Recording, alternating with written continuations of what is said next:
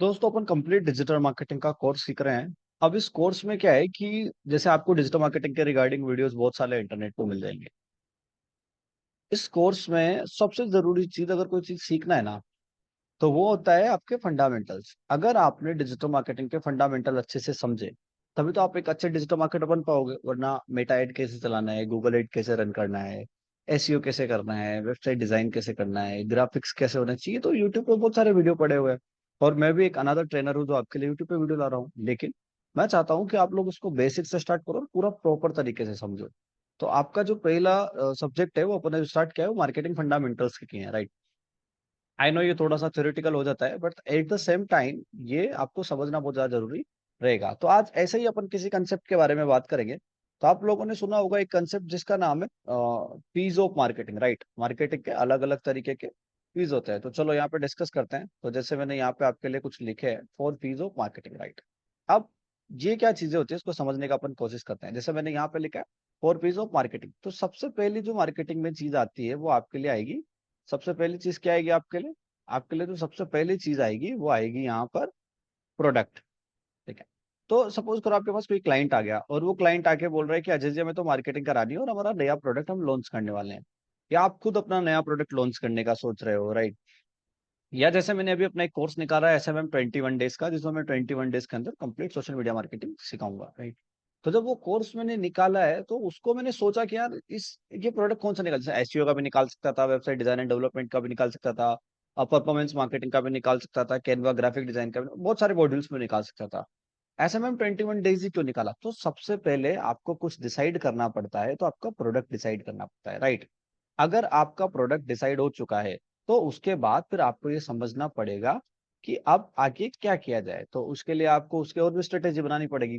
तो 4 Ps of marketing अगर आप सीखते हो तो आपके लिए सब चीजें इजी हो जाती है। तो जैसे पहली चीज है प्रोडक्ट। अब चलो मेरे केस में कंसिडर करते हैं, तो मैंने SMM 21 डेज मास्टरी कोर्स निकाला। इस कोर्स में 21 दिनों में मैं कंप्लीट सोशल मीडिया मार्केटिंग सिखाने वाला हूँ, ऐसा मैंने सोचा, राइट।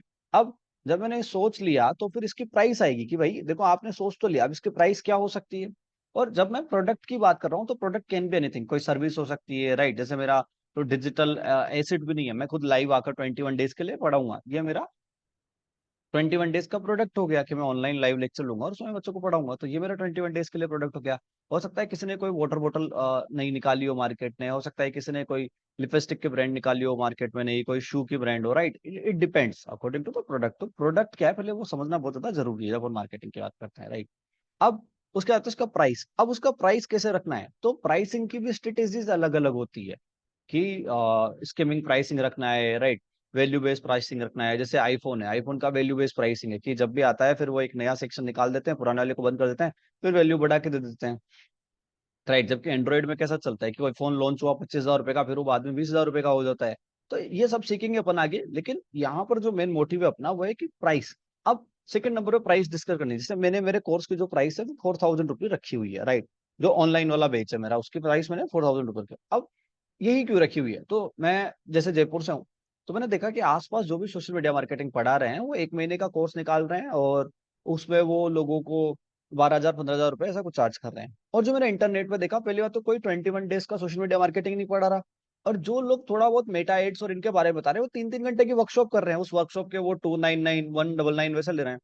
अब बच्चे को 199 रुपए में या 299 रुपए में, कोई भी हो आप, लर्नर कितने भी स्टेज पे हो, आप 55 साल के हो, 40 साल के हो, 35 साल के हो, 17 साल के हो, आप 3 घंटे में कंप्लीट मेटा एडवर्टाइजिंग नहीं सीख सकते। उसको समझने के लिए आपको पूरा डैशबोर्ड समझना पड़ेगा, उसका किस तरीके से वर्क करता है, क्या क्या ऑब्जेक्टिव होते हैं, अलग अलग ऑब्जेक्टिव बना के। तो मुझे नहीं लगता कि आप 3 घंटे में वो कंप्लीट सीख सकते हो, राइट। और लोग ऐसा कोर्स निकाल रहे हैं, तो उसमें शायद मैं लोगों को सेटिस्फेक्शन नहीं दे पाऊँ। तो मैंने सोचा कि अब नहीं यार, ये प्राइस मैं नहीं रखूंगा और मैं 21 डेज का निकाल रहा हूँ। तो 21 दिन का कोर्स है, मेरा प्रोडक्ट लंबा है, मेरा प्रोडक्ट बड़ा है कि मेरे को 21 दिन का निकालना है। ऐसा नहीं है कि मैं 4 5 दिन के आके या 4 5 घंटे के लिए 3 घंटे के लिए क्लासेस कर। तो प्राइस एक चैलेंज आया था इसमें।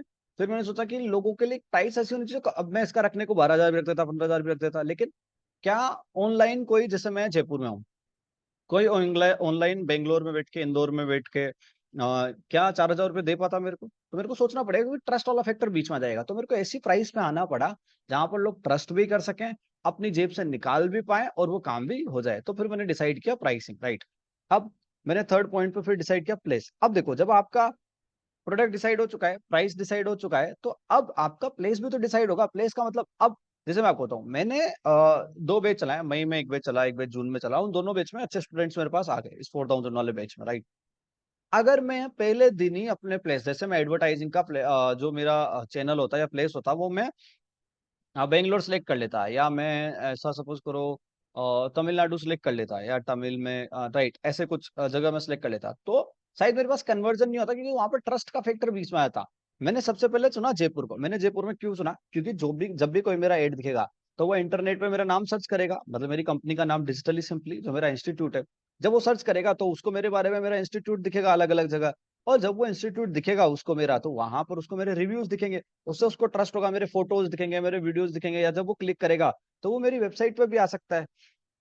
जब वो मेरी वेबसाइट पे आएगा, तो वेबसाइट पे आने के बाद उसको मेरे लिए डेटा दिखेगा अलग अलग, कि हाँ, तो उसको एक जेन्युइन ट्रस्ट हो जाएगा कि ये पर्सन यहाँ से है और इनका इंस्टीट्यूट यहाँ पर है। और वो कहाँ पर है इंस्टीट्यूट, तो वो मेरे से कॉल करके पूछ सकता है, सर आपका इंस्टीट्यूट कहाँ पे है, लोकेशन कहाँ पर, मैं मिलना चाहता हूँ। तो एक ट्रस्ट फैक्टर जो है वो मैंने कहीं ना कहीं जीत लिया है लोगों का, राइट। तो वो उससे हो जाएगा। तो मैंने चुना कि यार स्टार्टिंग में जब मैं हाँ हाँ, अब देखो, हालांकि मैं बेच जो है वो ऑनलाइन ही निकाल रहा हूँ, वो ऑफलाइन नहीं है। ऑफलाइन तो मैं फुल टाइम वाला पढ़ाता हूँ, राइट। कि फुल टाइम जो मेरा 5-6 मंथ का कोर्स है वो पढ़ाता हूँ। वो 21 डेज वाला मैंने ऑनलाइन ही रखा है, और टाइमिंग थी इवनिंग वाली, राइट। तो ऑनलाइन ही रखा, बट फिर भी मेरे को प्लेस जो है वो मैंने क्या सिलेक्ट किया, Jaipur and near by areas, ताकि मैं लोगों को ऐसा ट्रस्ट दिखा दूं।